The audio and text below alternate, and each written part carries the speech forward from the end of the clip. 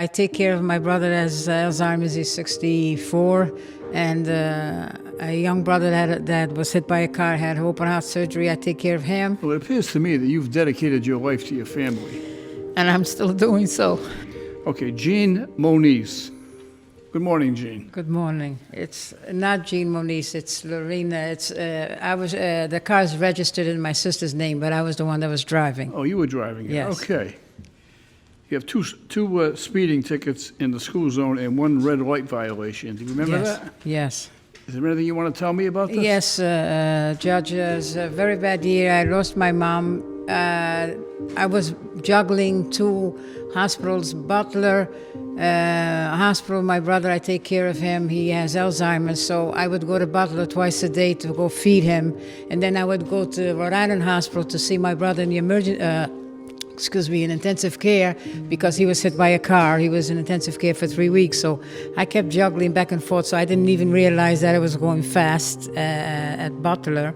And I know the light, I probably went through the lights the day that he was rushed, that he was hit by a car. So it hasn't been a good year. How many people in your family?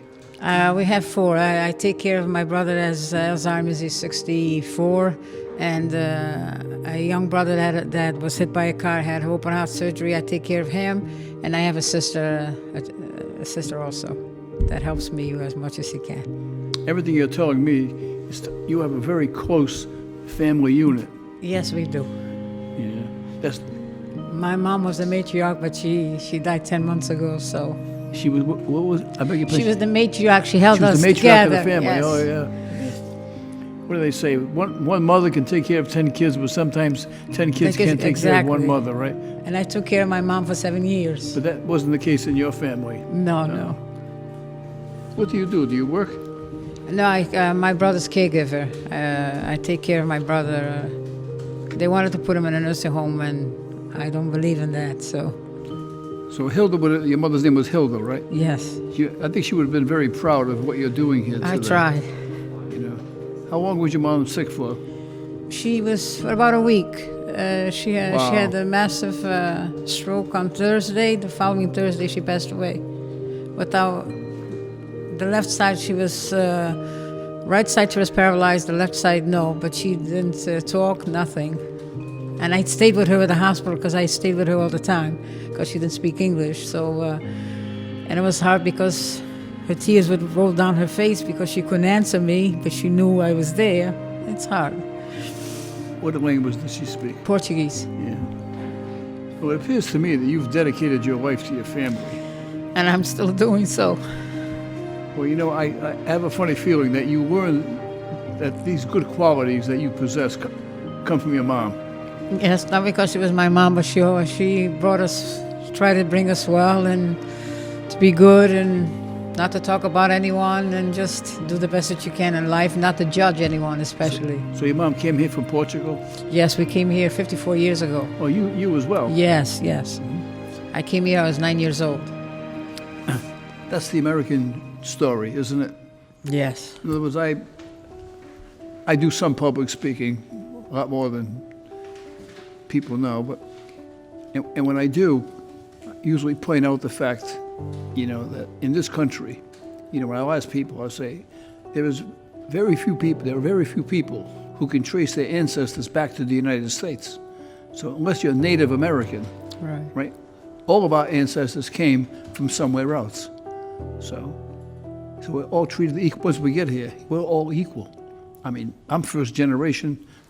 Well, you're not first. You were born overseas. Yes. My dad was born in Italy, so I'm first generation. Mm-hmm. Inspector Quinn's forebearers, they came from Ireland. You know, so none of us can trace our ancestors back to the United States. Okay, I'm going to give you bad news, then I'm going to give you good news. Okay.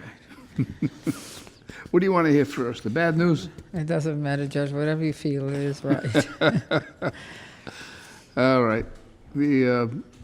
The bad news is it's going to cost you $185. Okay, that's the bad news. The good news is you're not going to pay it.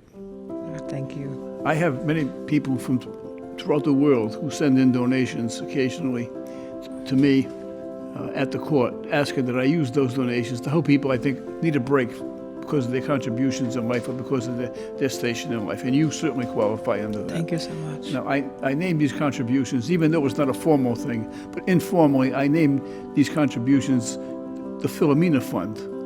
Now, who do you think Philomena was? I have no idea. Who are we talking about here? Saint? My mother.